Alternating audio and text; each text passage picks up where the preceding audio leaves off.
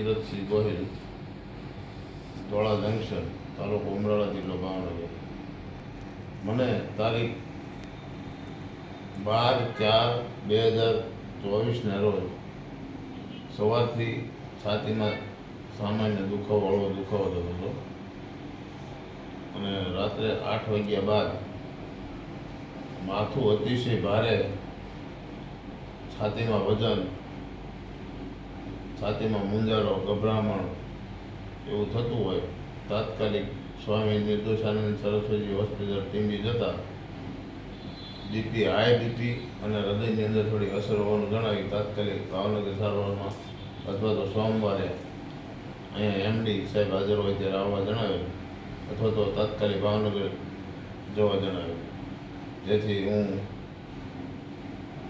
બજરંગદાસ બાપા હોસ્પિટલમાં ઇમરજન્સી વિભાગમાં આવ્યો. ત્યાં મારો કાર્ડિયોગ્રામ, લોહીના રિપોર્ટ વગેરે કરી મને એડમિટ કરવામાં આવ્યો. જે ટીમના ડૉક્ટર કૃષ્ણકાંત શર્મા સાહેબ, એમડી કાર્ડિયોલોજિસ્ટ અને વિપુલ પારેખ સાહેબની ટીમના અંડર નીચે હું દાખલ થયો. ત્યારબાદ 15 તારીખના એન્જિયોગ્રાફી કરવામાં આવેલ.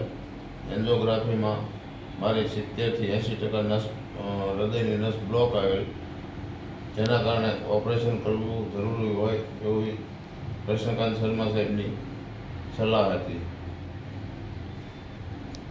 મારા એ સલાહ અનુસંધાને વડીલોને અને અન્ય ફેમિલી ડૉક્ટરોની સલાહ લેવી હોય 2 કલાકનો સમય માગી. ત્યારબાદ મેં ઓપરેશન કરાવેલું. ઓપરેશન ખૂબ જ સફળ અને સારી રીતે થયેલ છે.